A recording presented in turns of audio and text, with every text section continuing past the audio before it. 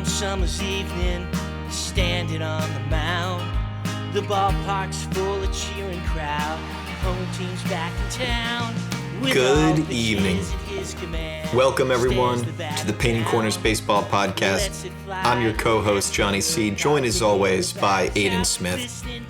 Bregman to the Cubs along with Cabrera. The Red Sox are reeling. The weather's fine in the Bronx as Ryan heads there up from the fish. We got a lot to talk about on today's Hot Stove. How have you been doing this week, my friend?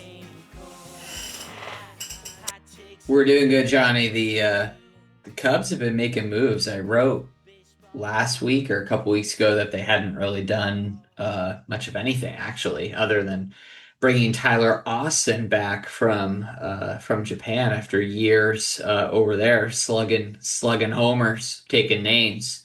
But Edward Cabrera, Alex Bregman, obviously those moves supersede the fame of Tyler Austin. So, exciting to see for them. And, both of those players were highly sought after. So, those are accomplishments for Jed Hoyer that he can kind of add as notches to his belt. I thought Cabrera was going to New York. That's what I was hearing. So seems like they pulled it out of their hat, at the last moment.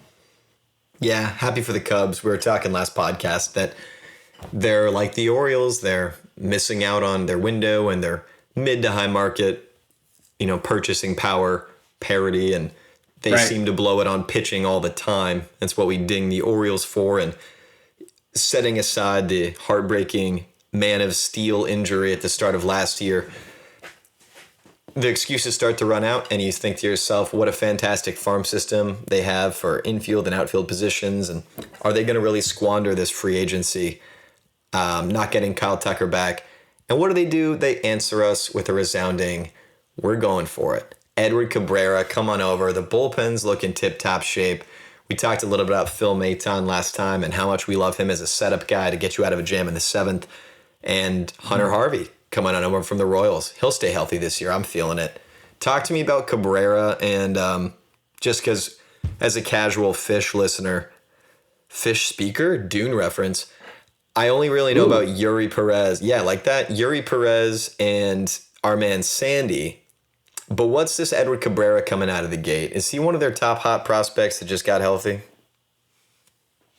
Yeah, I'd say so. I mean, the fastball usage was reduced significantly last year. In fact, he threw the change 26% of the time. In 25, it was his most used pitch last year. So he saw some significant use on the change, significant use on the curveball, and the fastball dropped all the way to 13% usage on that four-seamer.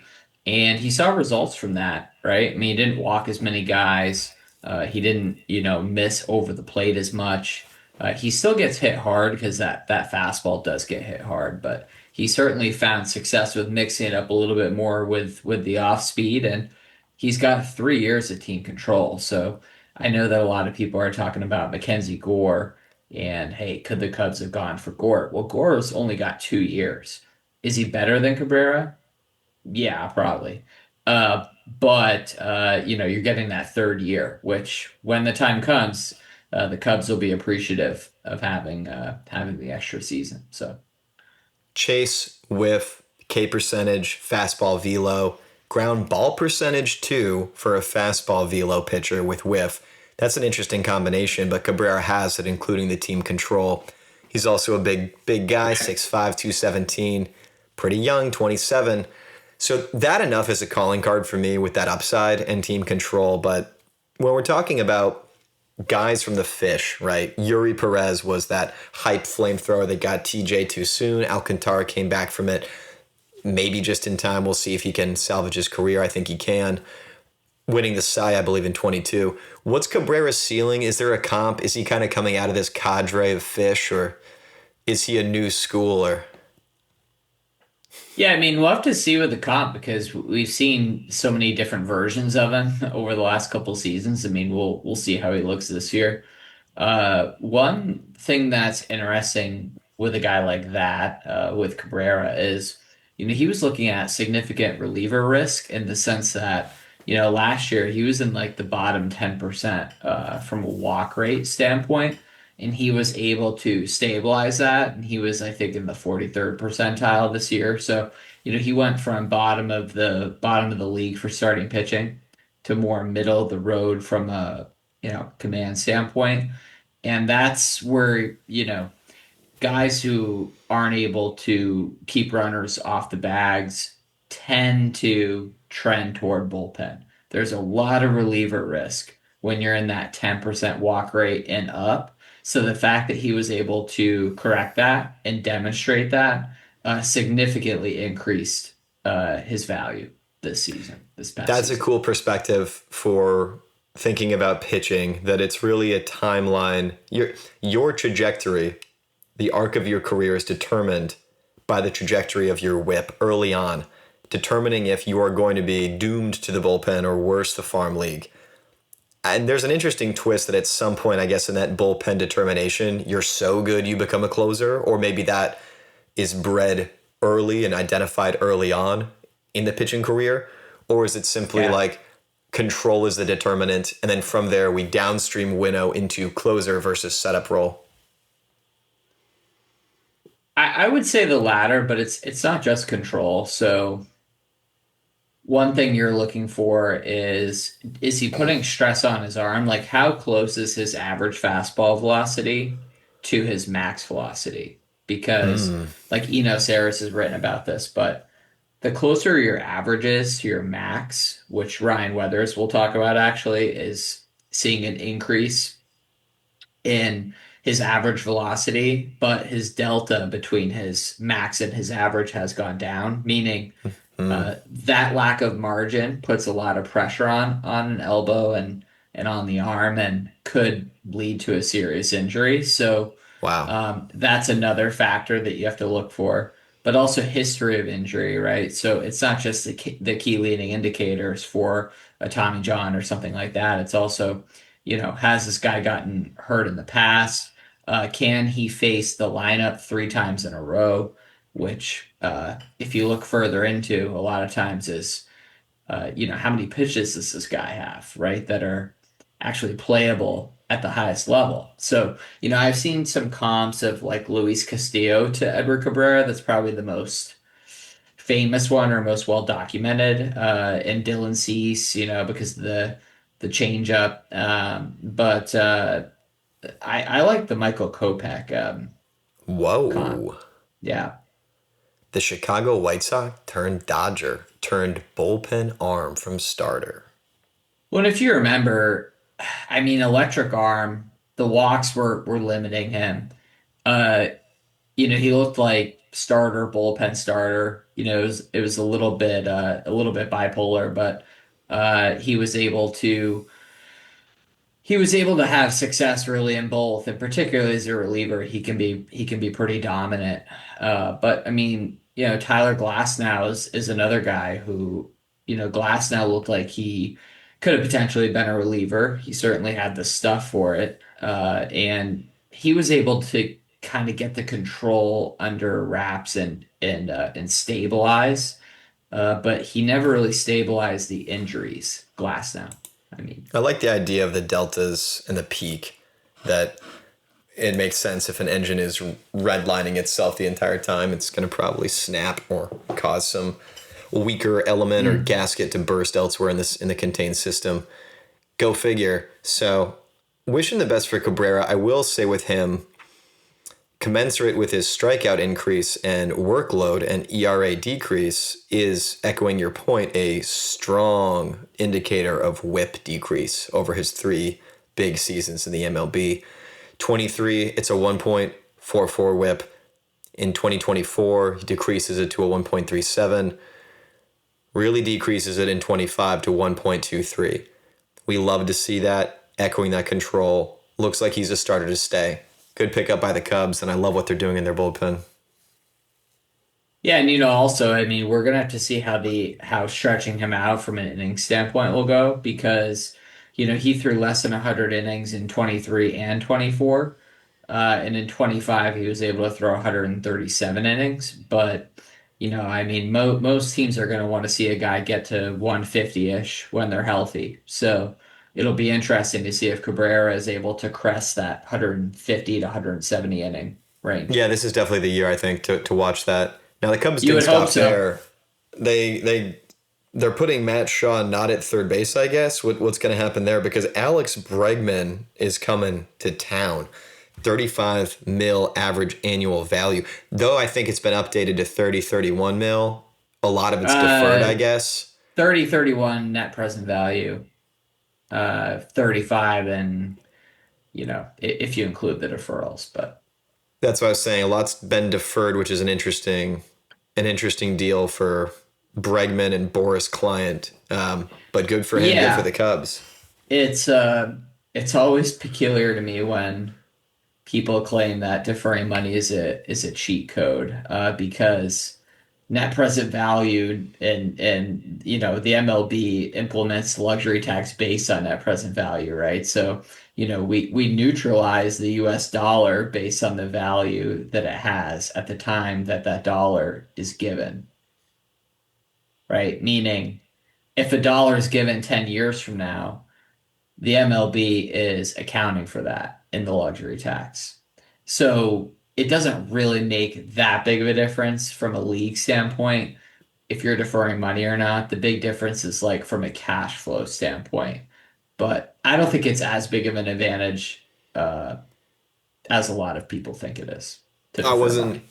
I wasn't thinking about modern monetary theory when I got on this pod tonight. A little fried for that, but just tracking my understanding because you are the GM here, and I want to track what you're saying.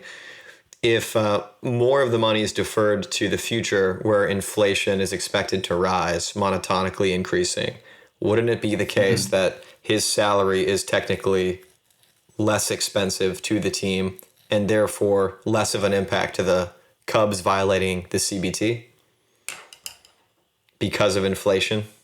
Yeah, exactly. So, for example, Shohei's contract was 10 years, 700 million, which we all remember, right? Right. So they're amortizing it over the life of his being upon the team, but also amortizing the Yeah, tax violation with inflation, right?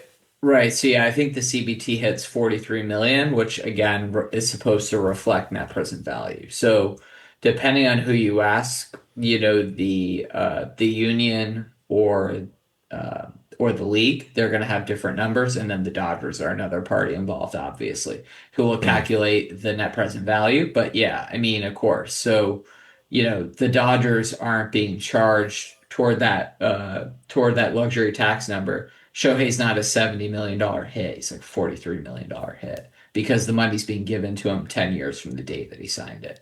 Correct. And they're accounting for hoping that inflation keeps up with the CBT, that CBT is also increasing.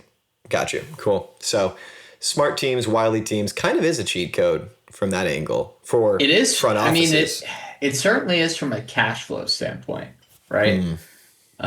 From more of a business balance sheet perspective and Yes. liquidity. But it's not a way to escape luxury taxes the way that I think some people believe it is. Oh, like me, because Um, that's where I'm still camping out there. Yeah, and I want to be free from my delusions. Help me out of the cave, please. The shadows are looking like people. well, yeah, I'm not claiming to be Plato or anything, but I will say that essentially, deferring that money out does give the player the ability to say, "Hey, well, I got this deal for this much money, Hmm. and I guess I can, wear that on the sleeve." But the reality is, they're still only getting a certain net present value. So, Shohei's net present value is 46 million. That's the luxury tax hit that's been calculated, and different parties have different numbers. They're roughly the same, in the 40s range. But really, it would have the same effect on the luxury tax if he got paid 46 million over the next 10 years rather than getting the 700 million 10 years from that, Hmm. Interesting. right? I see what you're So, saying. so what I mean by that is It's going to accumulate either way over the life It's of, yeah, yeah, it's yeah, really not an advantage because there's an internal rate of return, IRR, basically from, hey, so we estimate that today $700 million in 10 years is worth about 460 million. And the right. way that they're calculating that is through internal rate of return based on CPI projections and 10-year treasuries and things like that. Um, Wow, that's crazy. So, everyone, hot take alert, you heard it here. Front and office GM Aiden Smith has informed us and is correct that the Dodgers are not this. I, say what you will about the Dodgers picking up all the free agents and the NPB pipeline they have going. They are not the big bad behemoth amortizing the crap out of CBT thresholds or collective bargaining tax thresholds and dodging them. They're dodging a lot of other things. They're dodging World Series losses with one out to go, but they're not dodging the tax. well, and it's important to note that so the Dodgers are expected to pay about $100 million in luxury taxes Mm-hmm. in 2026, right? Which is a lot more than any other team at this current point in time as we're recording. Wow. $100 million in taxes means, yes, obviously, by definition, they're not skirting the luxury tax. But when you look at Otani, 46 million net present value, 46 million luxury tax hit, are the Dodgers really the only team that could have paid that? We know that's not true. Right. So, this claim that, well, only the Dodgers could have signed Otani and Yamamoto in one offseason. I don't think that that's true. I don't think that all 30 teams could have done that, but I think the Yankees could have done it. The Mets certainly could have done it. The Dodgers' real advantage right now, well, they have a few. One, state-of-the-art development, state-of-the-art scouting, and they've won back-to-back World Series championships. They have the best player in the world, so recruiting is no problem. I mean, they have by far the most attractive destination for a player, in my I feel opinion. like that was a Miss Rachel song in the writing. I've been, listening to Miss Rachel a little bit with my young son. You're Hither youngin'. hither and thither, and it'll be state of the art development, state of the art scouts. The Dodgers get out. But when we do write the front office children's show for YouTube, we'll keep that in mind as the first banger. I didn't mean to get in the muck. I did want to though, and I'm glad I asked the right guy. Thanks for the information.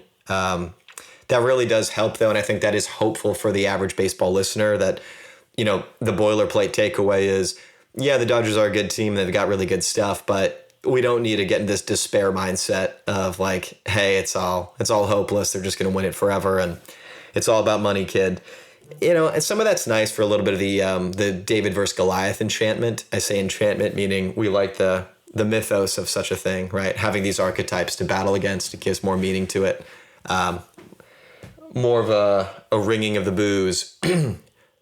But that aside, Alex Bregman, pretty penny was paid by the Cubs, and he'll be playing the hot corner. What's up with Matt Shaw now? So, article coming out tomorrow morning. So, when this pod's posted, Hmm. the article should be out. But I wrote about how, Matt Shaw is one of the obvious trade candidates for Boston, actually, after they lost Alex Bregman in a devastating blow for the morale of the Red Sox nation.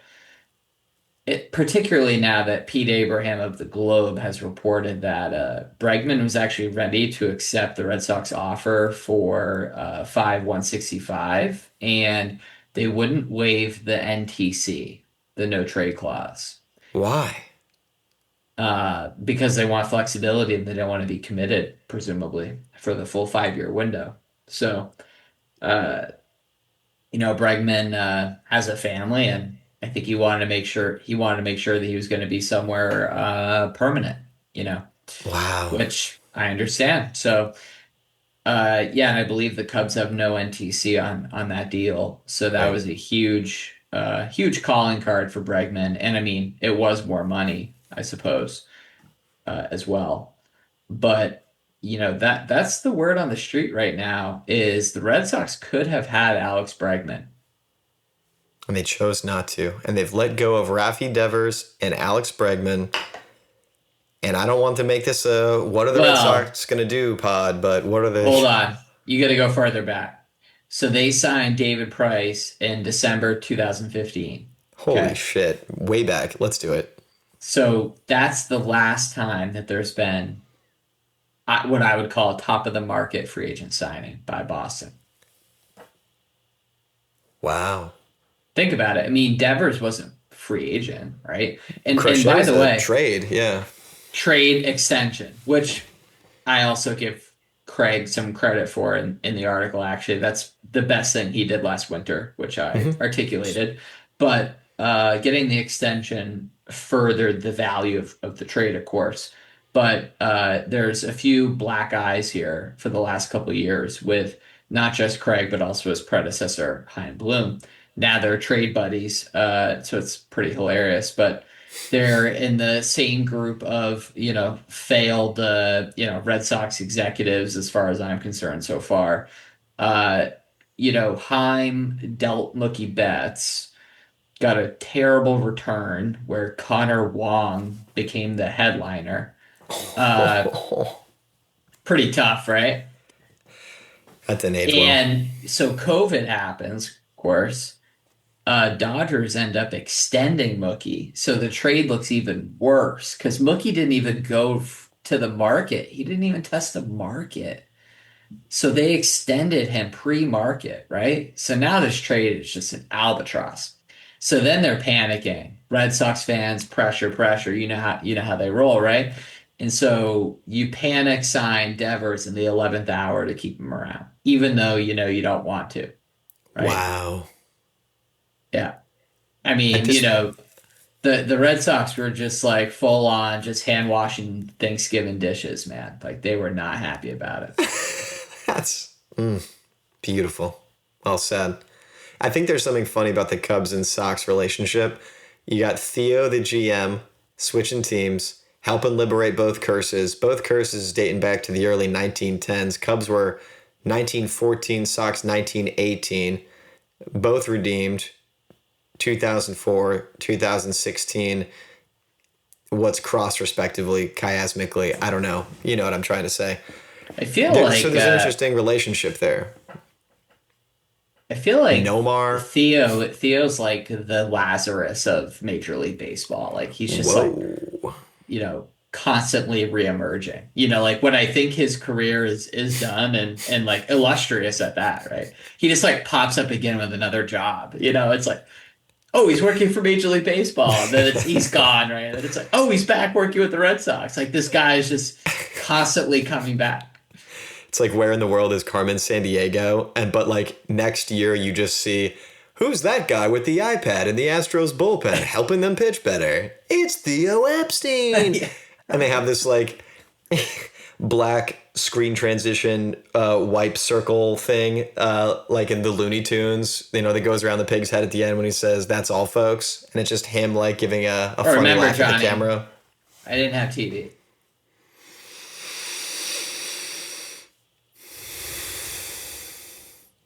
Based. I was too busy with my site in the meadow, thinking about Edward Cabrera. I was too busy in the meadow building my first sundial out of Yeah. wheat. Cubs are good. Shaw's going to go somewhere. I guess we'll let the readers read about it tomorrow, though. I am excited for Chicago. I'm happy they're making moves. And I like that story that Bregman did what he needed to do for that NTC for his fam. It makes him sound like less of a mutineer aboard HMS Bounty, right? Trying to stay in the tropics after a breadfruit It's mission. it's funny you mention and use that example because Oh. I almost wonder if Jed Hoyer, prior to this Cabrera and Breggy deal, was like Magellan right before the mutiny, right before he broke through and found the strait. Wait, Magellan also got mutinied? Let me check this out. Magellan. Successfully fended off a mutiny. Oh my God. Have they made a film about this yet? A good one. Yeah. I'll Are you send it to serious? you.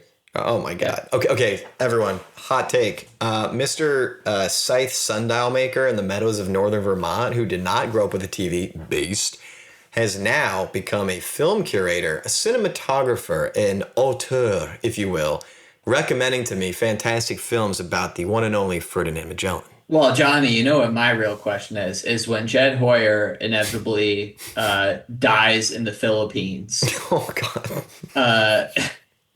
who is Sebastian Elcano in the Cubs organization? Who's going to finish the journey and round Africa into Portuguese waters? Back into the Spanish You got this. Please tell us. We're dying. No, I don't know. I don't know who would take over from there. Well, I hope the warmer weather in those little latitudes can thaw out the icicles on Nolan Arenado's Baseball Savant page. Ooh, there it is. Wow. Arenado held out last year. We need to keep going here. Compare Arenado to an explorer. No, I'm just kidding. Arenado is only going to be paid $11 million over 2 years by Arizona. So that other $31 million owed is being covered by St. Louis. And to me, I'm curious what your thoughts are, but that's a very nice deal for Arizona, right? I feel like the press has covered Arenado's descent from relevance so hardcore that, you would think that this guy like doesn't even know how to hit and like doesn't have a glove anymore, His K percentage is one of the best, or rather his absence of striking out. Yeah. Is one of the best in the league. It's elite. His platinum glove, legendary alone. We love Nolan Arenado. I love Nolan Arenado. Last year, I was so excited for him to come to Houston. He declined. He was the one thing that waived that no trade clause. He said, no. To people who say that Nolan Arenado can't have a comeback year, 3 years ago, MVP finalist, right? Yep. But how can you prove to me that Bigfoot doesn't exist?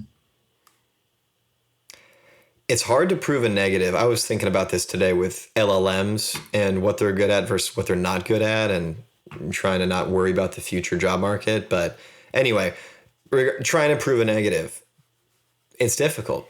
That's my point with Arenado, though, right? So it's, if the guy has the resume, well, first of all, he's one of the best defensive third basemen of all time. Probably the most handsome player Major League Baseball has ever seen. Side note. He's definitely got some riz, Easy. Yeah. Easy money right there. He's definitely got riz. That's not a hard sell. I mean, especially when he was, the best third baseman in the league before Matt Chapman entered his prime. But, Nato is also, really good hitter. I mean, multiple seasons in that 120, 130 WRC plus range. So if he was a finalist for the MVP 3 years ago, I mean, who are we to say that this guy who has a history of greatness can't find one more master stroke? Nolan Arenado on a rolling Colorado going down to the desert. That's pretty good. It's going to be nice down there. I mean, Christian Walker had a wonderful little career down there hitting bombs. Yeah, but Christian Walker has just like totally fallen off a cliff, man. Easy boy.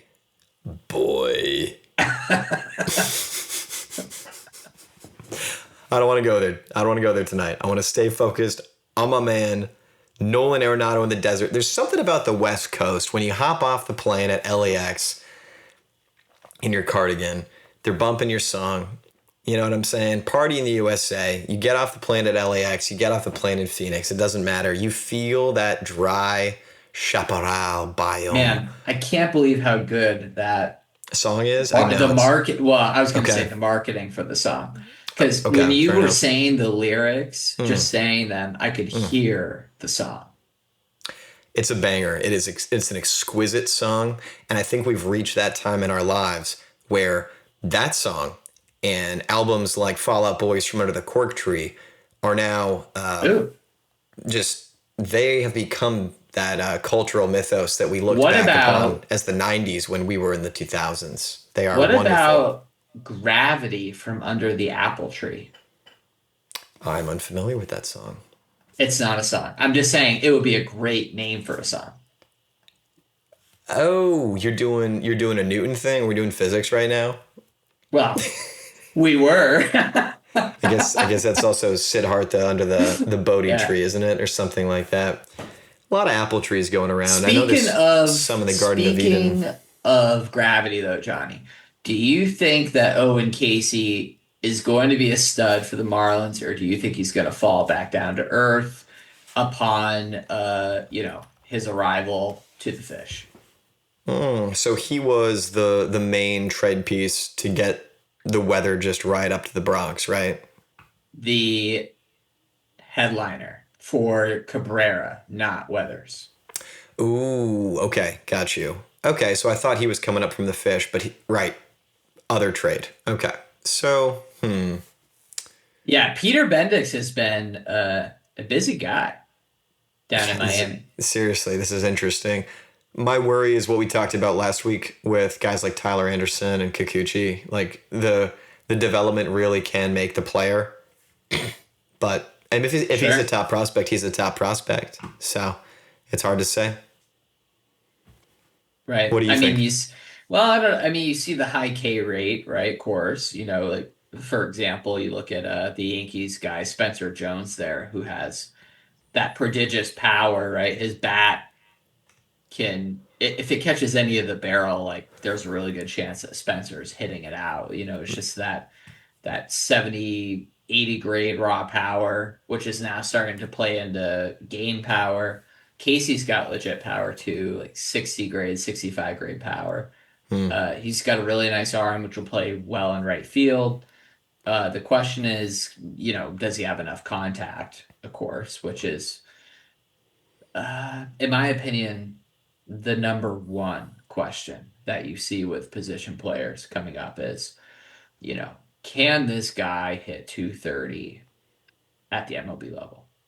Yeah, Uh, that's probably number one because if you've gotten to the point where you're a candidate, you're a prospect for the MLB, you probably have some level of power in today's game. You probably have some kind of defensive value, unless you're Ballesteros and you just mash. But that's relatively rare. And a lot of times the question is, Kevin Alcantara of the Cubs, actually, another one of their top five guys. Can Alcantara hit 220, 230 in the show? It's not easy to hit 230 in the show.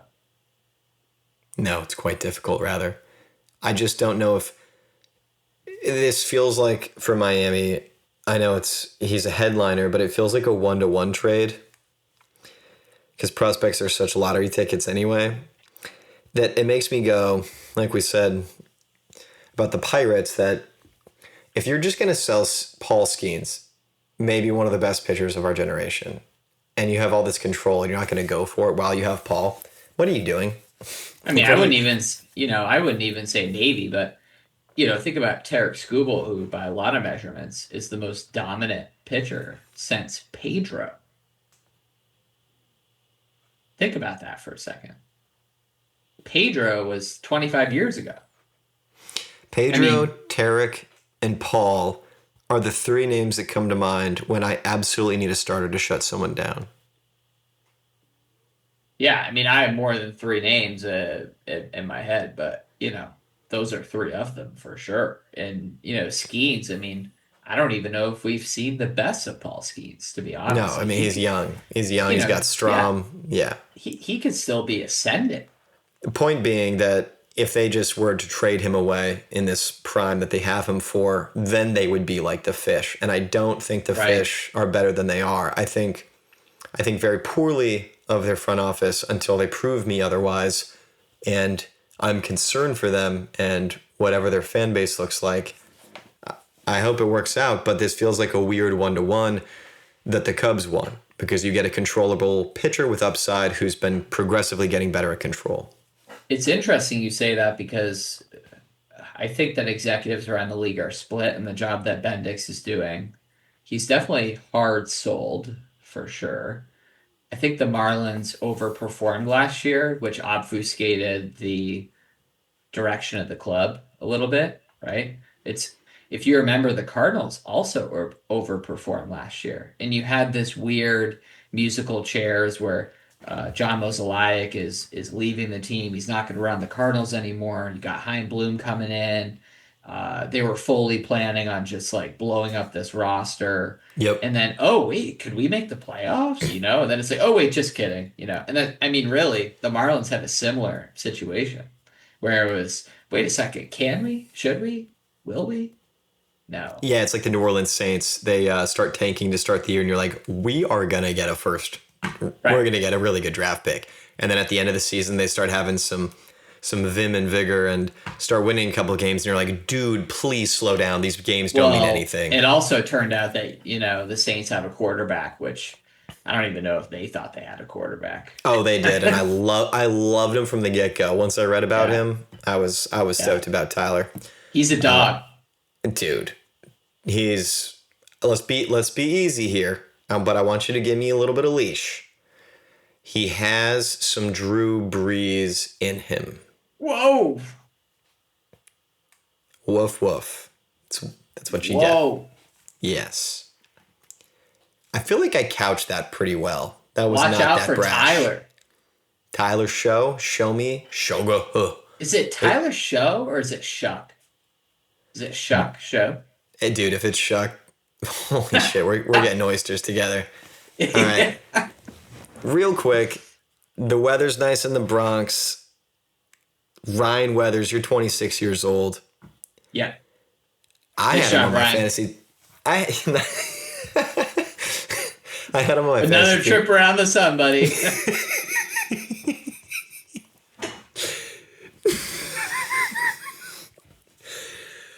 Okay.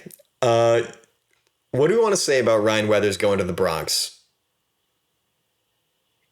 What do we want to say? Velocity bump last year through 38 and a third, 3.99. K rate went up. Homer rate also went up from 24. But when you look at his last two seasons, there are some injuries there. But 24 starts, 3.74 ERA.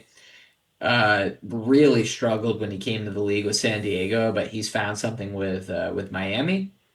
And, I think the biggest correlation there is adding that velocity, to be honest. But I think he's also just in way better shape than he was. He was very out of shape when he came into the league. Okay, so +1 for Marlins having amazing development program, or this guy's just a dog also. Also, +1 for Ryan for hitting the gym. I mean, nice job, buddy. He took Planet Fitness literally when he got the birthday congrats from you in the mail. Yeah. Son of David Weathers, by the way, on the 1996 World Series champion Yankee roster. Well, I don't want to harp on these weather puns too much more, like what I did there. But it is kind of stormy skies for New York when they get these guys that they either come old and washed and they try to, spit them back out. Looking at you, Garrett Cole. Yeah, I said it. No, that's just a little post-Astros bitterness for me. But the point stands, New York has had this fascination with Cashman, going to get guys that are a little bit past their prime, paying too much for them. So I'm wondering, what are they going to do with Weathers? He's a young guy. It's kind of not really their MO. They make guys worse or they leave and go become the Mets bullpen. What are they doing? Yeah. Well, I mean, right now, Weathers is ARB eligible in 26, so they got 3 years of control with him. Good. And, Bendix has now given up 6 years of control for proven starting pitching in 1 week. You got 3 years of Eddie Cabrera, 3 years of Weathers. Believe it or not, I mean, there are a lot of people who love the job that Bendix is doing. It just depends on who you ask, I guess. I personally am not a fan of, 55, 60 win teams, but, that's just me. Especially with a lottery. Oh, you just cut out. We lost your audio. Where you at? Can't hear you. Actually? You're back. That was weird. Okay. I think that was we'll say it agnostically, for the modernity, but that was the universe saying, watch what you say about 55 win teams here, Mr. Man. Yeah. Watch what you say about Peter Bendix. just saying that name sounds a little risky. You should look up a photo of Peter Bendix and you'll laugh even harder. All right, that's coming up. Peter, Bendix. I'm just riffing right now. I'm sounding it out. Hey, that's right. We'll probably edit that out, but that's okay. Oh, God. Oh, God. Oh, God. Why am I looking at a guy in a weird horror mask playing a guitar on stage holding up animal bones? Is this him? Ooh, no. Okay. Peter Bendix, Marlins. Okay. I don't know what corner of the internet you got to. There's apparently a Kim Bendix Peterson. Peter geez. Bendix that does I don't want any part of whatever you found. Yeah, I'm good on that. Marlin Maniac. Wow, this guy looks like a cool GM. He looks like he really actually knows what he's doing. I'm not just saying that. You know what Peter Bendix is to me is he's like that quintessential guy that you see and you think you probably did well in AP statistics. Right, and then he becomes the GM of the Miami Marlins, and you question all of his moves, like trading 6 years of proven starting pitching in a week. But really, it's just because we don't understand linear mathematics, and Dude, what if Peter Bendix is actually just living in the future, and he's like, he came back to help us and save us, and this is part of what it is. We just need to trust his plan. Dude, Peter Bendix, world class in quantum physics. Came back to run the Marlins, dude. He came back to run the Marlins with like $70 million. The time portal keeper was like, you must blend in and not get caught, or the time portal will close. And he goes, I know. I'm gonna take my $70 million and go run the Miami Marlins. Do you think Peter's just going to win like 10 in a row and everyone's going to know? Just looking at his face as making this bit. And then it's a butterfly effect in the Bronx where Ryan Weathers, the man he sent, somehow on a summer's day throws a perfect pitch that merges with the jet stream only that the Bronx would experience and see. And Peter Bendix knew it, accounted for it in his physics formula.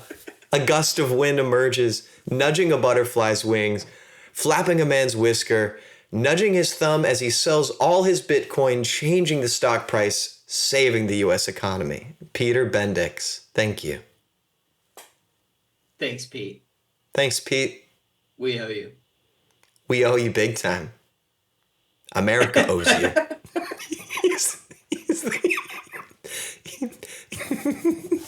Peter Bendix, you're the hero we all deserve.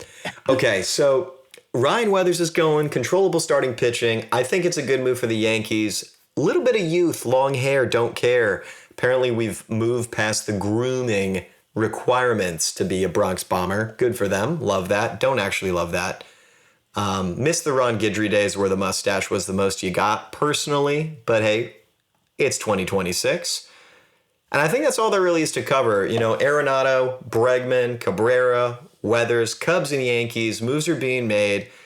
Red Sox and Cubs GMs in a perpetual astral plane battle of 4D chess. The only thing left to talk about, to not belie the fact of closing too early, is Cody Bellinger. Cody Belly himself decided to bet on himself.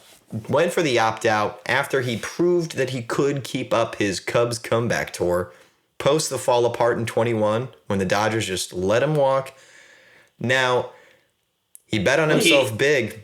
To be fair, he was awful when the Dodgers let him go. Oh, you're not hearing a knock from me, but you're going to hear this from me. I was digging up some things on Belly on MLB.com and found he had a good reason, to be falling off the face of the earth. Playing through stress fractures, playing through rib injuries. So it wasn't what I, as a casual fan, Belly disliker, he also, thought. fell in love, right? Fell in love, couple injuries, little distracted. Hopefully the broken rib wasn't related. I think we're all thinking it. Yeah. Hopefully not. Bellinger probably not getting year 6, year 7. I think the offer from Brian Cashman, pretty fair. Could go to the Mets, could go to the Yankees. We'll see. I don't have a lot more to say about Bellinger for the time being. Part 2, Johnny, as we're wrapping up, to be continued. Is Peter Bendix actually Thanos? Peter Bendix is Thanos. He's got the 5 fingers. The 5-finger Peter Bendix punch coming to a theater near you. No.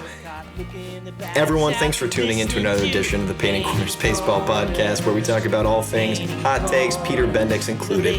Is he the ruler of the universe, or is he just a fishy GM? We don't really know. Bregman's off to the Cubs. Kyle Tucker's still yet to be scooped. It's been a pleasure here in the studio with you tonight. Y'all take care. We're going to keep talking about Peter Bendix all night. Come check us out. Give us a like and a follow on the podcast. Hit the bell for notifications. And come see us on social media. LinkedIn, Threads, X. We're all over the place. See you soon. Have a good night. Losing streaks and winning ones. They're talking about it all. Listening to Painting Corners. Painting Corners. A baseball podcast with insights for you. Listening to Painting Corners.